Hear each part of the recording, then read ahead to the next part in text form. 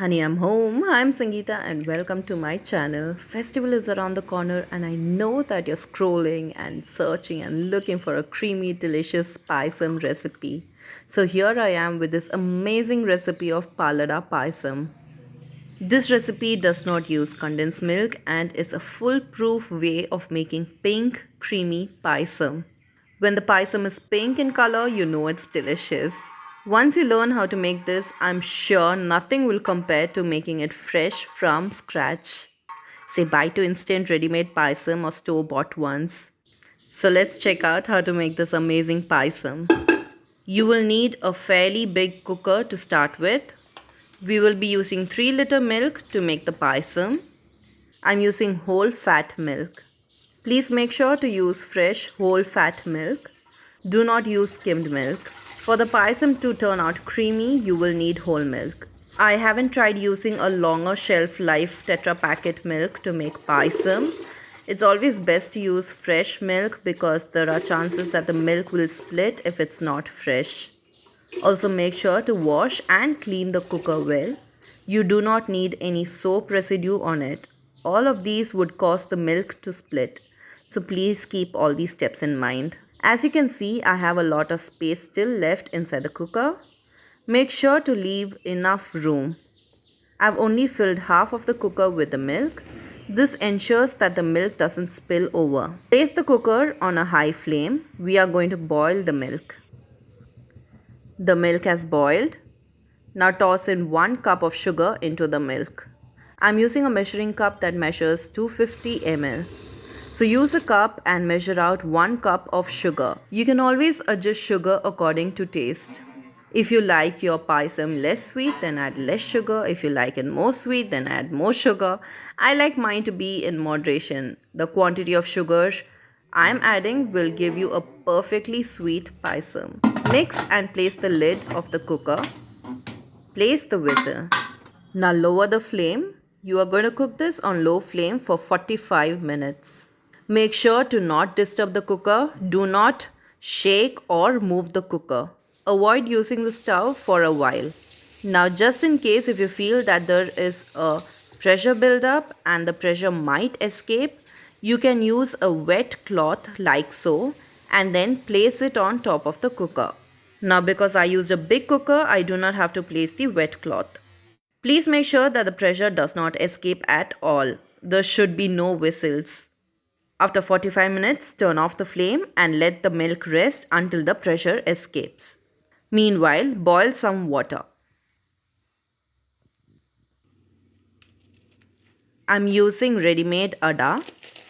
Toss the adda in a colander and wash it thoroughly.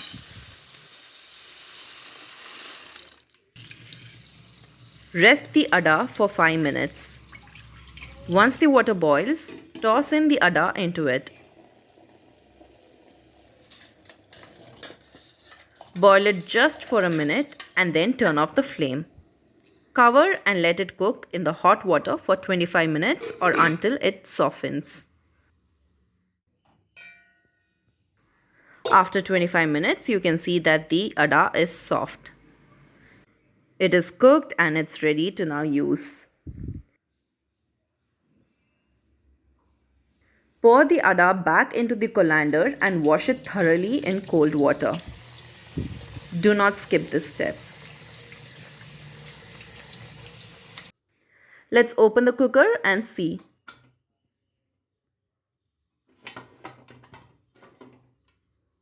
You can see that the fat has separated. The milk has turned light pink already. Some people like to sieve the fat and separate it, but I'm going to use the cream that's floating as well. Now let's proceed to the next step. I'm going to use an urli here. You can use a big pan instead.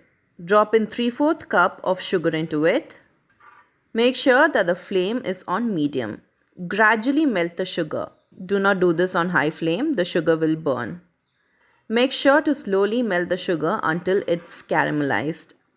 If it turns too dark, then it will taste off. So make sure not to burn it or not to turn it too dark.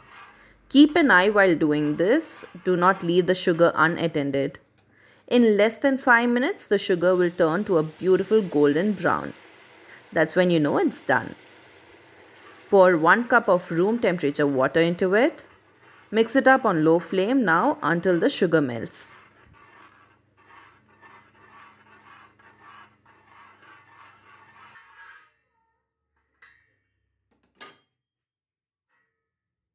Now pour 1 cup of milk.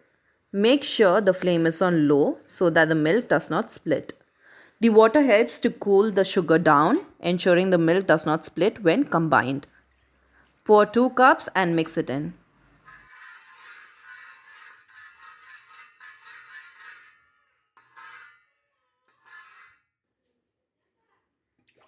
Then pour in the rest. Mix well. Now turn the heat to a high and cook this while continuously stirring it for 15 minutes. Making payasam is a labor of love. You need time and patience to make it. There are a lot of shortcut methods to make payasam. I made it that way as well. So many times, in fact. But none compares to this payasam.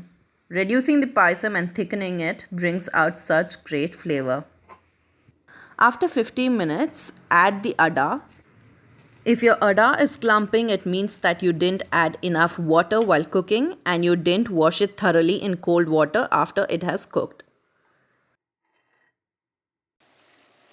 The weather is absolutely beautiful here. What an amazing music to listen to while cooking. The payasam has been reduced for 15 minutes. Keep stirring it. After another 15 minutes, it should look like this.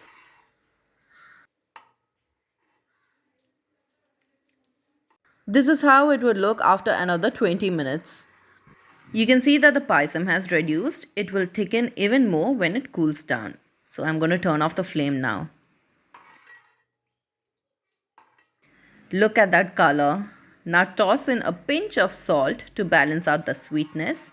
You can also add a little butter if you wish to, but I loved it this way. I won't be adding anything else to it.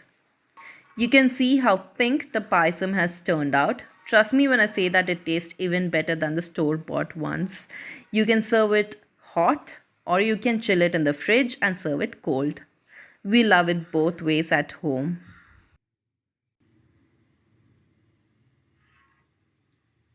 I hope you enjoyed watching this video and you really do have to try this recipe out because I know you love it. So I'll see you until next time.